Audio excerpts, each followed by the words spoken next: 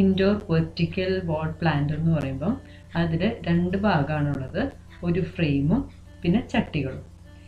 ഒരു സെറ്റ് എന്ന് പറയുമ്പോൾ ഒരു ഫ്രെയിമും അത് 3 ചട്ടികളാണ് വരുന്നത്. ഞാനിവിടെ 3 സെറ്റിലാണ് ചെയ്യണേ. ഇനി ഇത് അറ്റാച്ച് ചെയ്യുമ്പോൾ ശ്രദ്ധിക്കേണ്ട കാര്യങ്ങൾ എന്തൊക്കെയാണെന്ന് നമുക്ക് നോക്കാം. ഫ്രെയിം ചുമരിൽ ഫിക്സ് ചെയ്യുന്നതിനേക്കാളും മുൻപ് സ്ക്രൂ ചെയ്യുന്ന ഭാഗത്തായിട്ട് ഇതേപോലെ ഒരു മരത്തിൻ്റെ കഷ്ണം പിന്നിൽ വെച്ച് കൊടുക്കണം. അതെന്തിനാന്ന് വെച്ചാൽ നമുക്ക് ഇതേപോലെ ഒരു ഗ്യാപ്പ് കിട്ടാനാണ്. അതായത് ചട്ടി ഫ്രെയിമിൽ വെക്കുമ്പോൾ ഈ ക്ലിപ്പിൻ്റെ പിന്നിലും ചുമരിനും ഇടയിലായിട്ട് ഇതേപോലെ ഒരു സ്പേസ് വേണം. എന്നിട്ട് ഇതുപോലെ എന്തെങ്കിലും ബാക്കിൽ വെച്ച് കൊടുത്താലേ പറ്റുള്ളൂ. ഇതാണ് നമ്മൾ ഫ്രെയിമിൽ പിടിപ്പിക്കുന്ന പോട്ട്. സാധാരണ ഒരു ചട്ടി പോലെയല്ല, കുറച്ച് വ്യത്യസ്തമാണ്. ഇതിൻ്റെ ഷേപ്പാണെങ്കിലും പിന്നെ കുറച്ച് ചെരിഞ്ഞിട്ടാണ് ചട്ടി ഇരിക്കുന്നത്. അപ്പോൾ ഇതിൽ ചെടി നടുന്ന രീതിയിലും കുറച്ച് വ്യത്യാസമുണ്ട്. അതെങ്ങനെയാണെന്ന് നമുക്ക് കാണാം. ആദ്യം ചട്ടിയുടെ പകുതിയോളം പോട്ടിംഗ് മിക്സ്ചർ നിറയ്ക്കണം. എന്നിട്ട് അതിലേക്ക് ചെടി വെക്കണം. സാധാരണ നമ്മൾ ചെടി നടുമ്പോൾ ഇതുപോലെ സ്ട്രെയിറ്റ് ആയിട്ടല്ലേ വെക്കുക. പക്ഷേ ഇവിടെ അങ്ങനെയല്ല, ഇവിടെ കുറച്ച് ചെരിച്ച് വെച്ചിട്ട് വേണം നടാൻ. കാരണം സിമ്പിളാണ്. വെർട്ടിക്കൽ ഗാർഡൻ പ്ലാന്റ് അങ്ങനെയാണ് ഡിസൈൻ ചെയ്തിരിക്കുന്നത്. അപ്പോൾ ഇങ്ങനെ ചെരിച്ച് വെച്ച് നട്ടാലേ ഭംഗി കിട്ടുള്ളൂ. ഇതേപോലെ ചെടി വെച്ചിട്ട് ബാക്കിയുള്ള പോട്ടിംഗ് മിക്സ്ചറും കൂടെ നിറച്ച് കൊടുക്കുക. ചെടി നട്ട് കഴിഞ്ഞു. കണ്ടോ, കുറച്ച് എരിഞ്ഞാണ് ഇരിക്കുന്നത് ചെടി. ഇനി ഇതേപോലെ ബാക്കി 8 ചട്ടികളിൽ നമുക്ക് ചെടി നടാം. ഫ്രെയിമിൻ്റെ ഏറ്റവും താഴെയുള്ള ചട്ടിയിൽ മണ്ണ് നിറയ്ക്കുന്നതിന് മുൻപ് ഈ ഡ്രെയിനേജ് ഹോൾ ഉണ്ടല്ലോ, ഈ 2 ഡ്രെയിനേജ് ഹോൾസ് അത് അടയ്ക്കണം. അതെന്താണെന്ന് വെച്ചാൽ നമ്മളിത് വീടിൻ്റെ ഉള്ളിലാണ് ചെയ്യുന്നത്.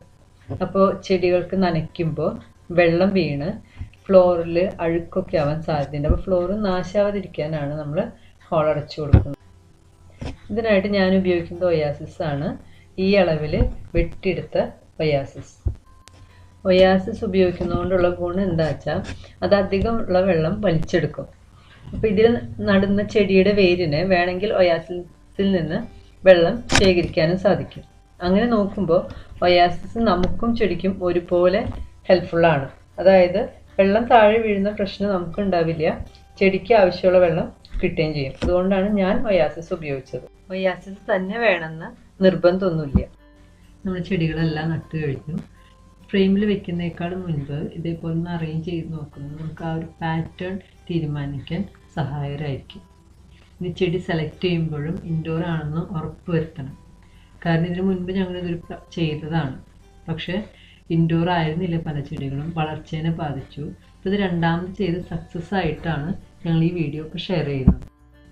ഫ്രെയിമിൽ പോട്ട് അറ്റാച്ച് ചെയ്യുമ്പോൾ ഈ 2 ക്ലിപ്പിൻ്റെ പിന്നിലേക്ക് ഈ ഭാഗം വരണം. ചട്ടിയുടെ 2 ഭാഗവും പ്രസ് ചെയ്തിട്ട് വേണം ക്ലിപ്പിടാൻ.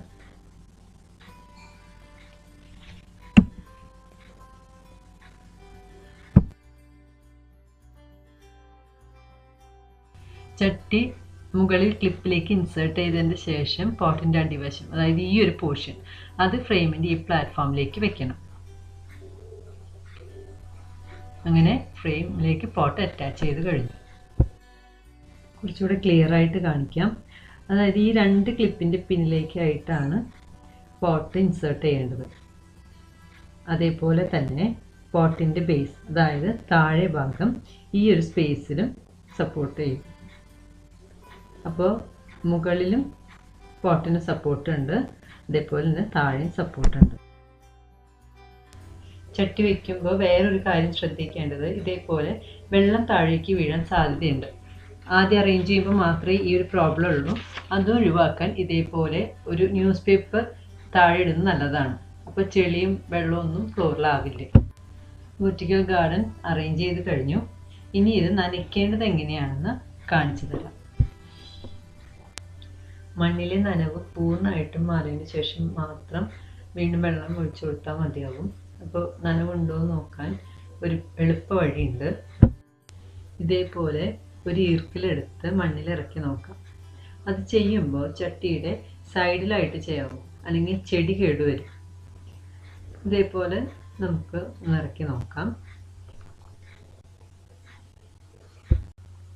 ഈർക്കിൽ കണ്ടോ, നനവുള്ള ഭാഗത്ത് മൺതരി ഇരിക്കുന്നുണ്ട്. അവിടെ തൊട്ട് നോക്കിയാലും അറിയാം നനഞ്ഞിരിക്കുന്നുണ്ട്. അപ്പോൾ മണ്ണിന് വെള്ളത്തിൻ്റെ അംശം ഇല്ലെങ്കിൽ ഈർക്കിലിൽ മൺതരിയോ അല്ലെങ്കിൽ നനവോ ഉണ്ടാവില്ല. അപ്പോൾ ഒട്ടും നനവില്ലെന്ന് ഉറപ്പിച്ചിട്ട് മാത്രം വെള്ളം ഒഴിച്ചാൽ മതി. നനയ്ക്കുമ്പോൾ വെള്ളത്തിൻ്റെ അളവ് വളരെ ഇമ്പോർട്ടൻ്റ് ആണ്. അപ്പോൾ ഞാനിത് നനയ്ക്കുന്നത് ഒരു സിറിഞ്ച് ഉപയോഗിച്ചിട്ടാണ്. ഏകദേശം 10 തൊട്ട് 20 ml വരെ വെള്ളം മാത്രമേ ഞാൻ കൊടുക്കാറുള്ളൂ. അത് നേരെ ചെടിയുടെ കടക്കിലേക്കാണ് ഒഴിച്ചു കൊടുക്കാറ്.